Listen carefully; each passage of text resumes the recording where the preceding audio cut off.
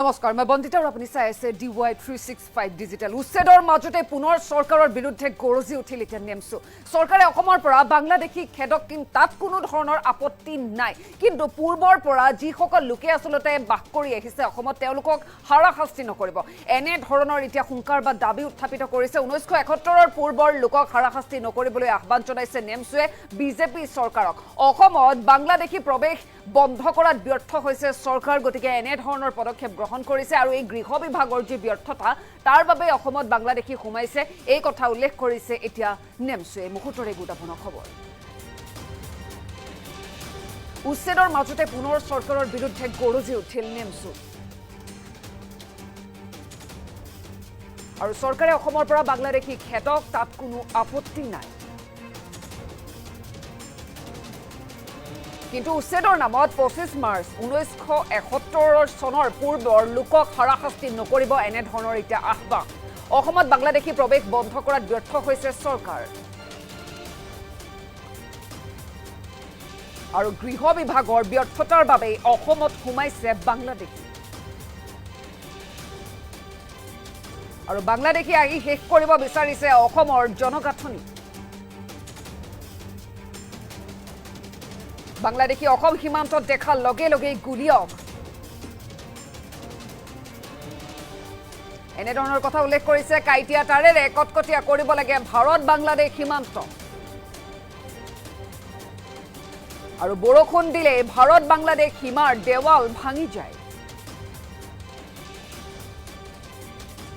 আৰু সেই দেৱাল ভঙাৰ বাবে অসমত সোমাব পাৰিছে বাংলাদেশী আৰু এই হাস্যকৰ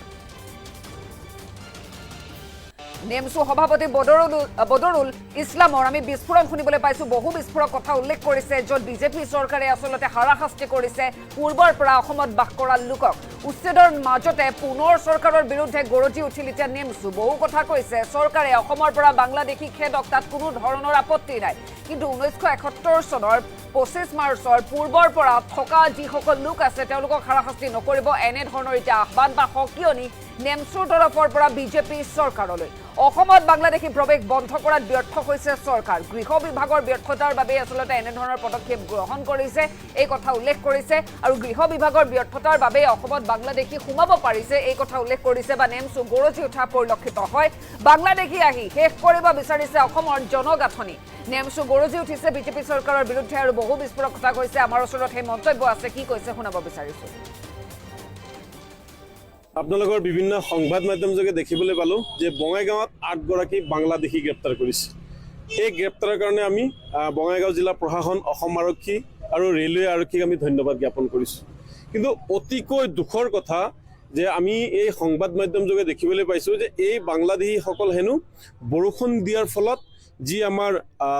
ভাৰত বাংলাদেশ যি বৰ্ডাৰ আছে যাতে যি ওয়াল আছে সেই দেৱাল ভাঙি যোৱাৰ ফলত তেওঁলোকে মানে পাৰ হৈ আহিবলৈ পাইছে যিটো সময়ত বাংলাদেশীক লৈ মানে উত্তাল হৈ আছে ৰাজ্য বা দেশ এখন বা আমি বিভিন্ন সময়ত আমি কৈ আহিছিলোঁ যে ভাৰতবৰ্ষ আৰু বাংলাদেশৰ মাজত যি দেৱাল আছে এই দেৱালখন কাইটিয়া তাৰৰ বেৰ দিব লাগে ইয়াত আৰু মানুহ দেখিলেই তাত গুলিওৱাৰ ব্যৱস্থা কৰিবলৈ অহা যোৱাৰ কাৰণে আমি আগৰ পৰাই কৈ আহিছিলোঁ কিন্তু কেনেকৈ মানুহ ওয়াল ভাঙি গৈছে বৰ দুৰ্ভাগ্যৰ কথা বৰ লাজৰ কথা যে দুইখন দেশৰ মাজত থকা এখন দেৱাল বৰষুণ দিলে ভাঙি যায় আৰু বাংলাদেশী আমাৰ অসমলৈ প্ৰৱেশ কৰে গতিকে এইটো সম্পূৰ্ণ গৃহ বিভাগৰ ব্যৰ্থতাৰ ফলতে এই বাংলাদেশীসকল কিন্তু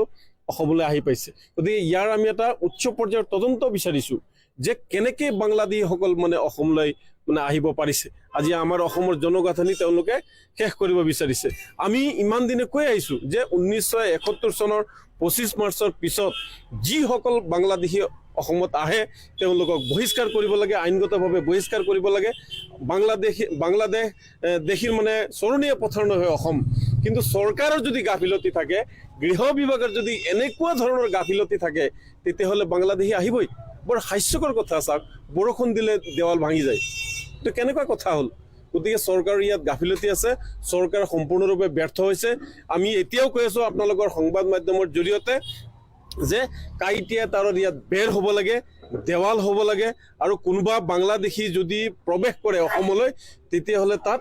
জৰুৰীকালীন অৱস্থা ঘোষণা কৰি তাত তেওঁলোকক হয় গ্ৰেপ্তাৰ কৰিব লাগে, নহ'লে ভৰিত গুলি মাৰি হ'লেও তেওঁলোকক যাতে আমাৰ অসমলৈ প্ৰৱেশ কৰিব নোৱাৰে সেই ব্যৱস্থাটো কৰিব লাগে। চৰকাৰৰ কিন্তু এই ক্ষেত্ৰত আমি গাফিলতি দেখা পাইছোঁ। গতিকে আমাৰ স্পষ্ট কথা, আমি বাংলাদেশীৰ হৈ দালালি নকৰোঁ, বাংলাদেশীৰ হৈ নেমচয়ে ওকালতি নকৰে। বিভিন্ন ব্যক্তি আমাক বিভিন্ন কথা কৈ থাকে, আমি বাৰম্বাৰ কৈছোঁ যে অসমৰ পৰা চৰকাৰে বাংলাদেশী খেদাক। বাংলাদেশীৰ নামত 1971 চনৰ 25 মাৰ্চৰ পূৰ্বৰ যিসকল মানুহ আছে সেইসকল লোকক যাতে কোনো ধৰণৰ অন্যায় অত্যাচাৰ উচ্ছেদ কৰা নহয় তাৰ বাবে আমি কৈ আহিছোঁ। কিন্তু চৰকাৰখনে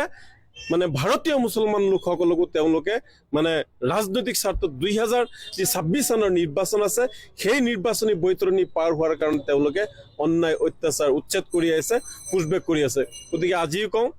হিমন্ত বিশ্ব শৰ্মাৰ যিমান অধিকাৰ আছে আমাৰো সিমান অধিকাৰ আছে, প্ৰতিজন ভাৰতীয় মানুহৰ সিমান অধিকাৰ আছে, প্ৰতিজন অসমৰ প্ৰতিজন বিটিআৰৰ সিমান অধিকাৰ আছে। গতিকে আপোনালোকে এই ব্যৱস্থাবিলাক বন্ধ কৰক, সাম্প্ৰদায়িক ৰাজনীতি আপোনালোকে বন্ধ কৰক, মানুহ আৰু মানৱতাৰ স্বাৰ্থত এই উচ্ছেদ প্ৰক্ৰিয়া বন্ধ কৰক। আৰু এটা কথা মানে ক'ব বিচাৰিছোঁ, এই যিটো তেওঁলোকে যিটো উচ্ছেদ কৰিব বিচাৰি আছে, এই আপাৰ আছাম এটা সময়ত কি হৈছিল, নগাৰ আগ্ৰাসন হ'ব ধৰিছিল। নগা লোকসকলে অসমৰ সম্পত্তি কাঢ়ি নিব বিচাৰিছিল, নগা লোকসকলে দিন দুপৰতে তাতে গুলি ফুটিয়াইছিল, যাৰ কাৰণে এই মিয়া মুছলমান কিছুমান লোকক তাতে তেওঁলোকে বসবাস কৰিছিল। অসমখনক সুৰক্ষিত কৰাৰ কাৰণে, নগাৰ আগ্ৰাসন বন্ধ কৰাৰ কাৰণে তেওঁলোকে গোলাঘাটৰ বিভিন্ন অঞ্চলত তেওঁলোকে মানে বসবাস কৰিছিল। এতিয়াও আপোনাৰ নকুঠিকে আৰম্ভ কৰি তাৰে বিভিন্ন অঞ্চল আছে, তাতে নগাই এতিয়াও অসমত থাকি অসমৰ দোকান পোহৰসমূহৰ পৰা তেওঁলোকে গুণ্ডা টেক্স লয়। গতিকে হিমন্ত বিশ্ব শৰ্মা ডাঙৰীয়াই পাহৰি যাব নালাগে যে সেই যিসকল লোক নামনি অসমৰ পৰা আপোনাৰ গোলাঘাটৰ উৰিয়াম ঘাটত গৈছিলে, সেই উৰিয়াম ঘাটৰ লোকসকল ভাৰতীয় লোক হয়, আৰু তেওঁলোক মানে নগাৰ অগ্ৰাসন ৰোধৰ কাৰণে পূৰ্বৰ চৰকাৰে তেওঁলোকে তাত বহাইছিল। গতিকে তেওঁলোকৰ ওপৰতো অন্যায় অত্যাচাৰ বন্ধ কৰিব লাগে। তেওঁলোকে পূৰ্বৰ চৰকাৰে তেওঁলোকক ইউজ কৰিলে আৰু বৰ্তমান চৰকাৰে তেওঁলোকক থ্ৰ' মাৰিলে, এই কথা।